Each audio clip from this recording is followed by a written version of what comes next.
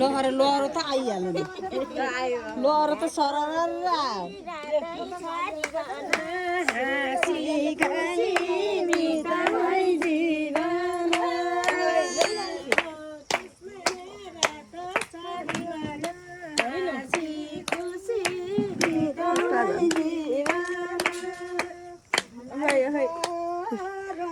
के को चाहिए स्पिकर